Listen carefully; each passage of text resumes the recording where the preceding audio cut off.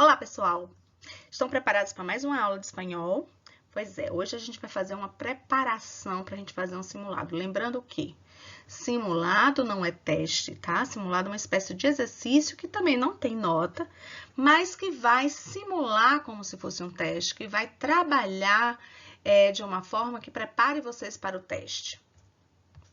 Pessoal, antes da gente fazer a revisão para esse simulado, vamos falar sobre mitos. Para isso, vocês vão pegar o livro de vocês e abrir na página 51, 52 e 53. Pegaram? Beleza. Olha, aí conta a história de um mito chamado Amaru. Veja na tela, El Despertar del Amaru, escrito por José Donaire. É um livro, tá? No livro de vocês tem apenas a parte do conto do Amaru. Beleza? Mas antes, vocês têm que entender o que são mitos, em especial o que são mitos indígenas. Os mitos podem ser definidos como narrativas orais que contêm verdades consideradas fundamentais para um povo, em especial um grupo social. Então, são histórias que contam como as coisas chegaram a ser, o que são e como são as divindades. Como são os homens, os animais e as plantas, como eles se diferenciam. Para a gente entender melhor sobre esse mito, a gente tem que ver de onde ele surge, qual é o seu berço. E aí ele surge do Império Inca. Vocês lembram o que é o Império Inca, que vocês já estudaram? Com certeza já estudaram, né? Bom, o que era o Império Inca? O Império Inca foi um estado criado pela civilização Inca, resultado de uma sucessão de civilizações andinas, e que se tornou o maior império da América pré-colombiana. A administração política e o centro de forças armadas do império ficava, adivinha onde? No atual Peru, em Cusco. Sim. Por isso a gente conheceu esse mito, que a gente diz que é um dos mitos mais conhecidos, esse mito peruano. Então, o Amaru é um mito ancestral peruano, com diferentes versões, em algumas das quais o ser divino recebe outro nome, sabe qual? Panqui, que trata-se de uma divindade relacionada com as profundezas, relacionada com a água, com a fertilidade. Vamos conhecê-lo melhor? Então, galerinha, vamos abrir o livro na página 51, vamos lá, acompanhando com a professora. Bom, vocês têm que acompanhar, riscar o livro, assim, anotando o que não entenderem, para perguntar à professora durante a aula, para grifar o vocabulário não entendido e pesquisar. Lá no final do livro tem o glossário, dá para vocês verem. Mas não fiquem com a dúvida não, porque vocês vão precisar desse vocabulário. Vamos lá? Então, veja. Houve uma vez uma gran sequía. Olha o que foi que eu falei. Era uma vez, houve uma grande seca. Quase todas as plantas e animais morreram e não havia nem um pouco de sombra.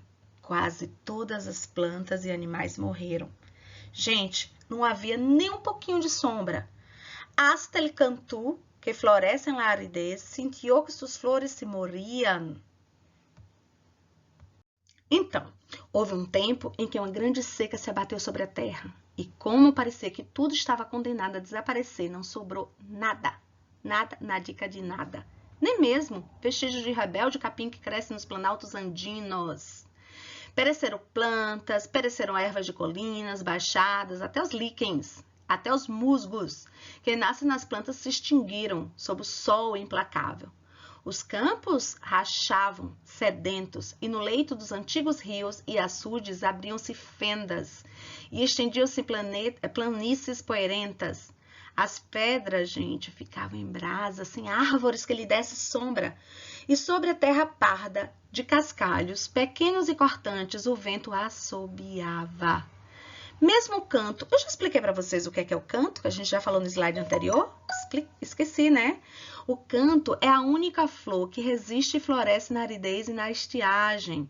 Então, até mesmo o canto sentiu murcharem suas pétalas, suas folhas e depois se consumirem as raízes.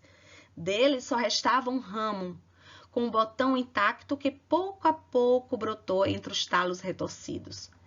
Quando a flor se abriu, olhou ao longe a montanha sagrada e, recusando-se a morrer, transformou suas pétalas em asas, sua corola em peito e os espinhos de seus talos em pluma.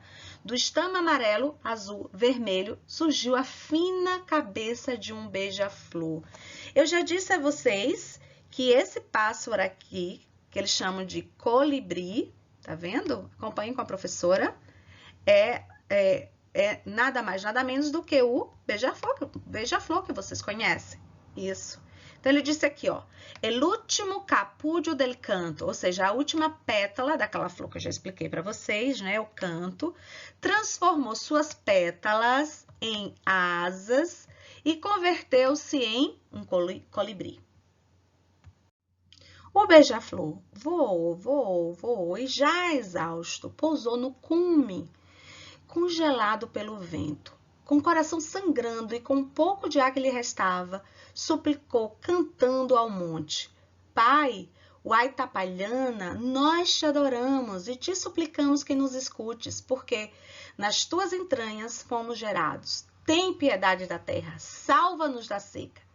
Dito isso, despencou, e um feixe de plumas esparramou-se pela rocha intacta, manchando-a de vermelho. O Huaytapallana experimentou assim uma profunda tristeza que se uniu à aflição que sentia por ver a terra estéril, devastada. E somente aí reconheceu no pássaro o perfume da amada flor de canto que sempre floresce enfeitando seu manto sagrado e embelezando os dias de duração de sua festa. Tal foi sua dor que... Peraí, daqui a pouco eu digo o que aconteceu. Aqui, acompanhem com a professora, que foi dito em espanhol. Fue hasta la cordillera y le cantó a una montaña que el mundo se moría debido a la gran sequedad. Ou seja, foi até a cordilheira dos Andes e cantou, e orou, e pediu, e rogou para a montanha.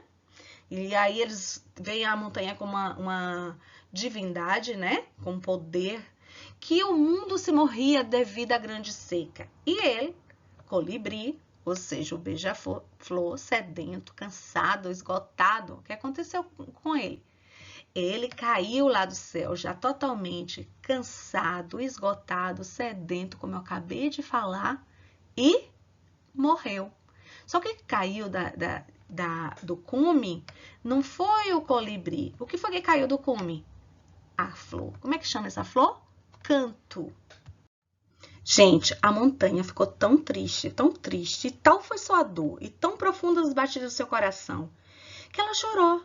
2 lágrimas escorreram por sua face, e caindo das alturas, por profundos precipícios, chegaram até as águas do Uacracocha, que se abriu, fazendo retumbar o universo. O estrondo, a tristeza e as lágrimas do Huaytapallana chegaram até o fundo das águas e despertaram o poderoso Amaru, que dorme enroscado nas profundezas da cordilheira e cuja cabeça descansa no leito da lagoa encantada. No instante eu falo sobre o Amaru. Agora, veja o que ele diz em espanhol sobre essa parte da história. Diz o seguinte: entristecida por la devastación de la tierra y por el esfuerzo del colibrí, la montaña dejó escapar 2 lágrimas. As 2 lágrimas, que, como duras rocas, como 2 pedras, rochas, se abriram passo ladeira, né, descendo a ladeira abaixo, hasta el lago. Aqui não falo o nome do lago, mas eu falei para vocês que é um nomezinho bem difícil de falar, porque é uma palavra indígena, com gran estruendo. Olha, quando ela conta essa história, a gente lembrar de coisas que acontecem na natureza. Né? A gente lembra do trovão, a gente lembra da chuva. Então, veja como é que eles fazem a referência ao mito de coisas que são nada mais, nada menos do que fenômenos da natureza. Como eu disse, né, que aquele estrondo fez o quê? Acordou o poderoso Amaru, que dorme enroscado nas profundezas da cordilheira e cuja cabeça descansa no leito da lagoa encantada. Lentamente, ele acordou, se espreguiçou, a terra sacudiu com violência. As montanhas caíram envoltas em pó. Os rochedos rolaram, fazendo barulho ensurdecedor. O Amaru deslizou suavemente a cabeça enquanto se esticava.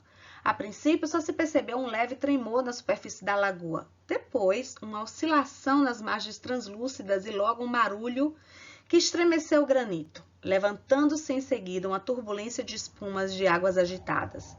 No centro da lagoa apareceu o divino Amaru, uma serpente alada com a cabeça de lhama e o rabo de peixe, os olhos cristalinos de um fulgor transparente, de focinhos avermelhados e pálpebras perfeitas. Ele mergulhou e levantou a cabeça coberta pela mesma lã branca e ruiva que lhe cobre o pescoço, a testa, as orelhas, e passou seu olhar inocente num estranho encontro entre o dia de fora e a noite de dentro.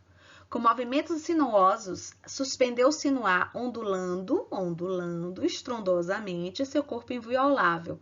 O sol, ao vê-lo, adivinha o que ela fez? Se irritou. Seus raios confusos reverberaram no espaço infinito. O amarelo de sua cara, implacável, transformou-se em roxo vermelho negro. Sua cabeça de fogo e seus olhos flamejantes explodiram de ira. E 10.000 guerreiros de cor vermelha, queixos cobertos por barbas prateadas, munidos de elmos, couraças, esporas e cavalgando em brioscos corcéis, lançaram-se a combatê-lo. Nossa! O Amaru, ao vê-lo se aproximarem, saiu ao seu encontro levantando-se imponente. Movendo a cauda, atacando com força demolidora, desorganizando os feixes de fogo. Ao redor, ouviram-se uma descarga de raios, um estalido de escudos e lanças que se quebravam. Viraram-se fulgores e ouviram-se estrondos. O Amaru ondulou seu corpo ágil ao vento. A luta foi feroz e incerta.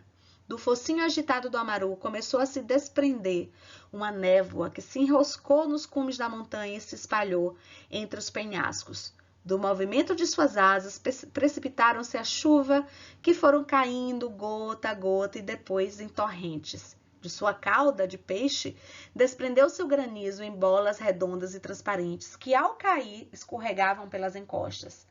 O corpo ardente do Amaru começou a soltar fogos dourados e brilho de prata, de cujos reflexos nasceu o arco-íris. Assim, voltou a correr a água quando a vida parecia extinta. Em espanhol, acompanhando o livro de vocês, diz o seguinte: El ruido despertó el Amaru. La gran serpiente alada que duerme enroscada bajo la tierra, a lo largo de la cordillera, el Amaru se desperezó, se sacudió y levantó la cabeza de óseo, surgió la niebla, el vapor, de sus alas cayó la lluvia en torrentes e de su cola, a cola aqui, ó, gente, é o rabo, mas também pode ser uma fila na história, logicamente, que é o rabo, né? Y el granizo del reflejo del sol en sus camas, nasceu o primeiro arco-íris. Assim, voltou a correr a água quando a vida parecia extinta. Caiu a chuva e iluminaram-se os olhos d'água. Renasceram os córregos e reverdeceram as ervas. Encheram-se os leitos dos rios e suavizaram-se as campinas. Em espanhol, a gente vai contar esse final da história da seguinte forma. Desta forma, renasceu la vida e reverdeció la tierra. Isso é uma adaptação de Sebastián Vargas, né, do mito de transformação. Imaginem, numa tribo, tá lá o pajé contando para as crianças, explicando a eles, através desse conto, através dessa narração, desse mito, como é que acontece a chuva, os trovões, o relâmpago, o arco-íris, a terra seca que se transforma em vida, né? Reverdece, se torna verde toda a terra. É muito interessante. E aqui na página 51 do livro de vocês, nós temos toda a adaptação em espanhol, que cabe a vocês sentarem agora e lerem sozinho, como é essa história do Amaru. Também tem um desenho, porque existem várias versões do Amaru. Essa aqui é apenas uma adaptação de várias outras versões. Além desse mito Amaru, houve um guerreiro chamado Túpac Amaru, né, que viveu aqui na América, em 1537 até 1572. Esse Túpac Amaru era um guerreiro, tá vendo aqui a imagem dele? Ele nunca acreditou nos conquistadores e morreu pensando em sua raça. Foi o mais valoroso, né, o mais valente dos filhos de Manco II e que seguiu o seu exemplo com fé, com tenacidade. Infelizmente, não pôde ganhar ao poderoso exército de Francisco Toledo. Em geral, os mitos são narrações maravilhosas. O maravilhoso aqui tem o sentido de fantástico, ou seja, coisas que não acontecem na vida real. Em alguns casos, explicam a origem do mundo. Os personagens que caracterizam os mitos geralmente são deuses, são animais ou são elementos de natureza que têm poderes extraordinários. Né? Vocês acham que qual seria o motivo das pessoas lerem sobre os mitos, né? Eles leem não só para se entretener, é assim que se fala em espanhol, mas principalmente, gente, para conhecer outras culturas, para conhecer outras formas de ver a vida. Por isso vem também a história de Tupac Amaru, que era nada mais, nada menos do que um guerreiro indígena. E a história dele é interessante porque ele luta contra os colonizadores, né? Ele quer manter a sua origem, ele quer manter a sua cultura, ele quer proteger o seu povo. Mas eu não vou falar sobre essa história dele aqui, não. Vou deixar só aí a curiosidade para vocês pesquisarem, se vocês tiverem tempo e disposição. Gente, olha, na página 52, nós temos um exercício para fazer, que é trabalhando o vocabulário. E vocês precisam estudar esse vocabulário, porque é o que cai nas nossas provas.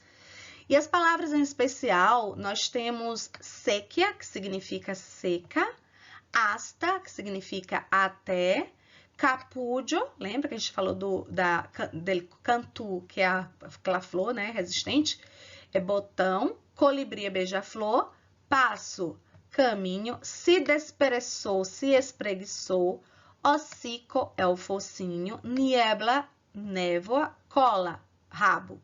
Mas também, gente, não dentro desse contexto, mas em outro contexto, e é inclusive mais usual, o sentido de cola ser fila. Mas vocês viram dentro do texto que cola aqui não é fila, é o quê? Rabo.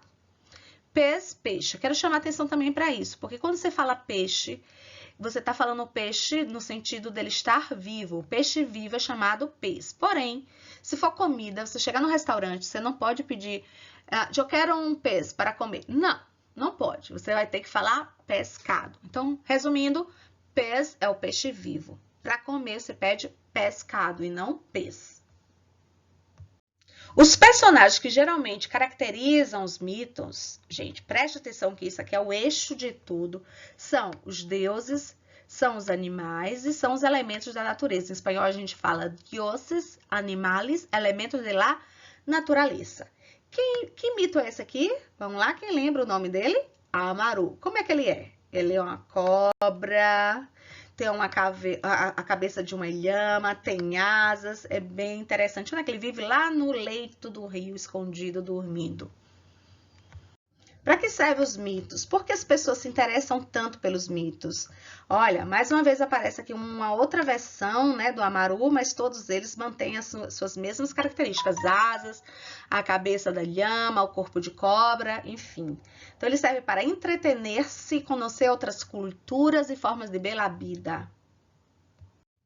Gente, na página 50, na questão 2, vocês vão fazer a revisão para o nosso simulado. Lá nós temos o vocabulário sobre a família e nós temos os adjetivos. Por exemplo, nós temos la madre, que é a mãe, la abuela, que é a avó, el padre, que é o pai, los chicos, as crianças, os garotos, el tio, o tio, la prima, a prima, enfim, el bisabuelo, o bisavô. Além disso, nós temos os adjetivos: cansado, aborido, que é entediado, contento, enfadado, que é aborrecido, tranquilo, afligido, cheio de aflição, nervioso, que é nervoso e triste. Beleza? Além disso, nós temos lá as trava-línguas, a gente já trabalhou na unidade passada, que é o quê? Que é uma trava, a palavra já diz, ó, trava a língua. Mas para que serve isso? Serve para a gente trabalhar a pronúncia. Tá? Quanto mais vocês fizerem, em especial na frente do espelho, melhor vocês vão pronunciar as palavras. Aí tem o primeiro aqui, ó. Quando ele troça de tiço, Tristão traça toscos traços. A ideia não se importa tanto, né? A gente não tem que dar tanta atenção, mas principalmente ao som de cada palavra. Aqui ele diz assim, com um pedaço de giz, Tristão vai fazendo vários traços. Essa besteira aí. E a outra, la madre la hija van a missa, la madre pisa parra e la hija parra pisa. Então, pessoal, resumindo, nós temos as seguintes atividades. Vocês vão responder no livro na página 50 e 53, podem fazer junto aqui com a videoaula, que a professora vai explicando e mostrando como fazer, tá? Estudar para sondagem na A gente vai fazer essa sondagem na próxima aula. Quais são os assuntos? Os adjetivos, terminei de falar quais são. Família também, já falei o que é. E possessivos. Isso aqui a gente trabalhou semana passada, tá? Qualquer coisa, podem buscar a videoaula da semana passada, só para lembrar a explicação, mas vou lembrar aqui, fazer uma revisãozinha rápida. O me significa meu, o tu significa teu. Lembrando que você fala me caça, me coach, minha casa, meu carro. Então, veja que não é só meu, né? Pode ser minha, meu, minha. Mis, meus, minhas. Tu, teu, tua. Tus, teus e tuas. Su, seu, sua. Sus, seus e suas. Nuestro, nuestra, nossos, nossas. Vuestro, vuestras, vossos e vossas. E sus, também seus e suas. Facinho, né? A gente vai usar sempre esses possessivos, que são adjetivos, a gente chama de adjetivos possessivos, antes de uma palavra, de um substantivo, para quê? Para qualificá-lo, dando a ideia de posse. Isso pertence a mim, então eu digo que é me coça. Isso pertence a tu, a você, eu vou dizer que é tu coça. Isso pertence a ele, né? Não é meu, não é teu, é dele. Como é que eu vou falar? Su coça. Nuestra coça, vuestra coça, sus coças. Valeu? E, por último, eu quero esses verbos que tem na página 45 até a página 50 para vocês estudarem. Aí tem assim o verbo tener, trabajar e estar. O verbo tener, yo tengo, tú tienes, él tiene, nosotros tenemos, vosotros tenéis y ellos tienen. Trabajar, yo trabajo, tú trabajas, él trabaja, nosotros trabajamos, vosotros trabajáis, ellos trabajan. Está, yo estoy, tú estás, ele está, nosotros estamos, vosotros estáis, ellos estão. Então, somente para fixar a forma de conjugar esses três verbos, que a gente já vem trabalhando faz um tempo, eu quero que vocês conjuguem-os no presente do indicativo lá no caderno de vocês. Como é que vocês vão fazer lá no caderno? Yo tengo, tú tienes, ele tiene. Ou, yo trabajo, tú trabajas, ele trabaja. Valeu? E chegamos ao final da nossa aula, galerinha. Isso, olha, durante a semana, toda vez que tiver um tempinho de sobra, o que vocês vão fazer? Estudar para o simulado. Sim, simulado não é teste, não é para nota. Porém, vocês vão ensaiar como se fosse um teste, né? Então, já vão estudando, já vão ensaiando, já vão se preparando para o teste com antecedência. Gente, ó, mais uma vez eu lembro a vocês o seguinte, não se esqueçam de se inscrever. Por que a professora fala que é para se inscrever e para comentar? Porque é mais ou menos assim, ó, gente, olha. Quando você se inscreve, é como se você pertencesse, já tivesse seu nominho lá na caderneta da professora. Quando você comenta, é como se você estivesse respondendo a chamada na sala de aula, tá? Então, é uma forma que a professora utiliza para saber, para acompanhar quem está acompanhando a aula, quem está assistindo e quem está filando, tá? Já que a gente não pode fazer isso presencialmente. Aí, quando a gente percebe que aquele aluno não está acompanhando as aulas, a gente vai tomar as devidas providências, tá bom? Então, besitos, besitos e hasta luego!